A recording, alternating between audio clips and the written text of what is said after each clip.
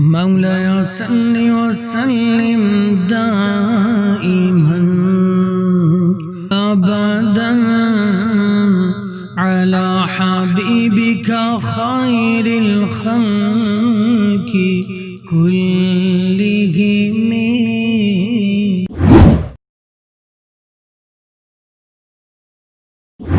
قربانی کے جانور کو عیب سے خالی ہونا چاہیے، اور تھوڑا سا عیب ہو تو قربانی ہو جائے گی مگر مکروہ ہوگی، اور زیادہ ہو تو ہوگی ہی نہیں۔ جس کے پیدائشی سینگ نہ ہوں اس کی قربانی جائز ہے، اور اگر سینگ تھے مگر ٹوٹ گیا اور مینگ یعنی جڑ تک ٹوٹا ہے تو ناجائز ہے، اس سے کم ٹوٹا ہے تو جائز ہے۔ جس جانور میں جنون ہے اگر اس حد کا ہے کہ وہ جانور چرتا بھی نہیں ہے تو اس کی قربانی ناجائز ہے، اور اس حد کا نہیں ہے تو جائز ہے۔ خصی یعنی جس کے خصیے نکال لیے گئے ہیں، یا مجبوب یعنی جس کے خصیے اور عضو تناسل سب کاٹ لیے گئے ہوں، ان کی قربانی جائز ہے۔ اتنا بوڑھا کہ بچے کے قابل نہ رہا، یا داغا ہوا جانور، یا جس کے دودھ نہ اترتا ہو، ان سب کی قربانی جائز ہے۔ خارشی جانور کی قربانی جائز ہے جبکہ صحت مند ہو، اور اگر اتنا لاغر ہو کہ ہڈی میں مغز نہ رہا تو قربانی جائز نہیں۔ ڈھینگے جانور کی قربانی جائز ہے، اندھے جانور کی قربانی جائز نہیں،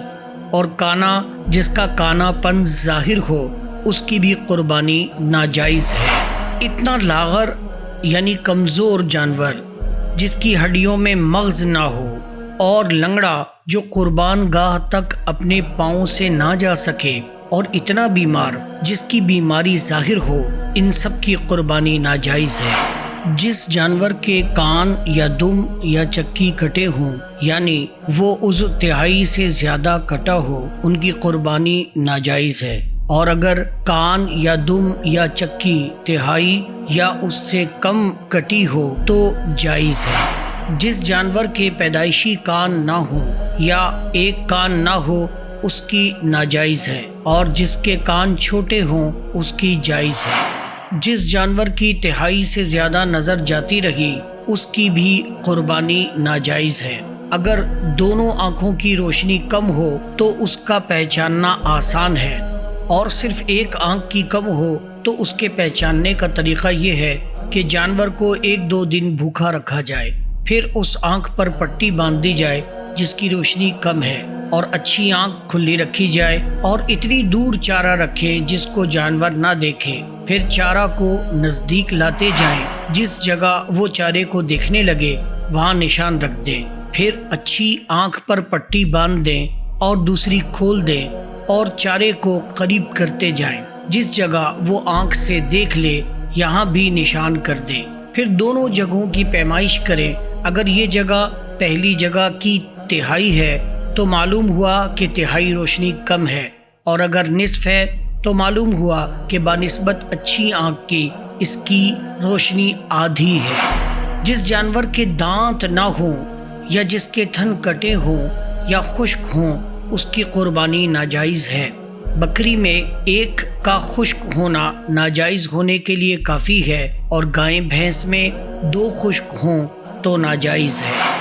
جس کی ناک کٹی ہو یا علاج کے ذریعے اس کا دودھ خشک کر دیا ہو، اور خنثی جانور یعنی جس میں نر اور مادہ میل فیمیل دونوں کی علامتیں ہوں، یا جلالہ جو صرف غلیظ یعنی گندگی کھاتا ہو، ان سب کی قربانی ناجائز ہے۔ بھیڑ یا دمبے کی اون کاٹ لی گئی ہو اس کی قربانی جائز ہے، اور جس جانور کا 1 پاؤں کاٹ لیا گیا ہو اس کی قربانی ناجائز ہے۔ جانور کو جس وقت خریدا تھا اس وقت اس میں ایسا عیب نہ تھا جس کی وجہ سے قربانی ناجائز ہوتی ہے، بعد میں وہ عیب پیدا ہو گیا تو اگر وہ شخص مالک نصاب ہے تو دوسرے جانور کی قربانی کرے، اور مالک نصاب نہیں ہے تو اسی کی قربانی کر لے۔ یہ اس وقت ہے کہ اس فقیر نے پہلے سے اپنے ذمے قربانی واجب نہ کی ہو، اور اگر اس نے منت مانی ہے کہ بکری کی قربانی کروں گا اور منت پوری کرنے کے لیے بکری خریدی، اس وقت بکری میں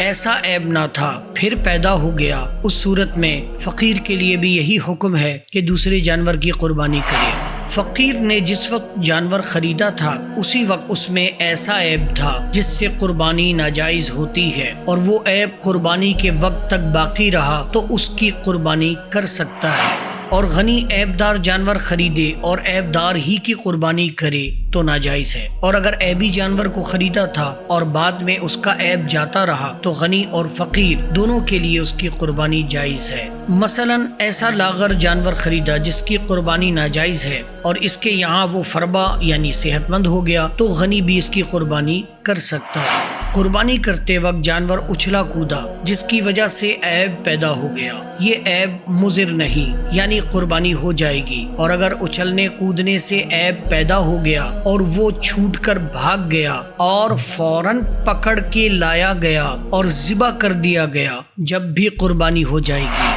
قربانی کا جانور مر گیا تو غنی پر لازم ہے کہ دوسرے جانور کی قربانی کرے، اور فقیر کے ذمے دوسرا جانور واجب نہیں، اور اگر قربانی کا جانور گم گیا یا چوری ہو گیا اور اس کی جگہ دوسرا جانور خرید لیا، اب وہ جانور جو چوری ہو گیا تھا وہ بھی مل گیا تو غنی کو اختیار ہے کہ دونوں میں سے جس ایک کو چاہے قربانی کرے، اور فقیر پر واجب ہے کہ دونوں کی قربانیاں کرے، مگر غنی نے اگر پہلے جانور کی قربانی کی تو اگرچہ اس کی قیمت دوسرے سے کم ہو کوئی حرج نہیں، اور اگر دوسرے کی قربانی کی اور اس کی قیمت پہلے سے کم ہے تو جتنی کمی ہے اتنی رقم صدقہ کرے۔ ہاں اگر پہلے کو بھی قربان کر دیا تو اب وہ صدقہ کرنا واجب نہ رہا۔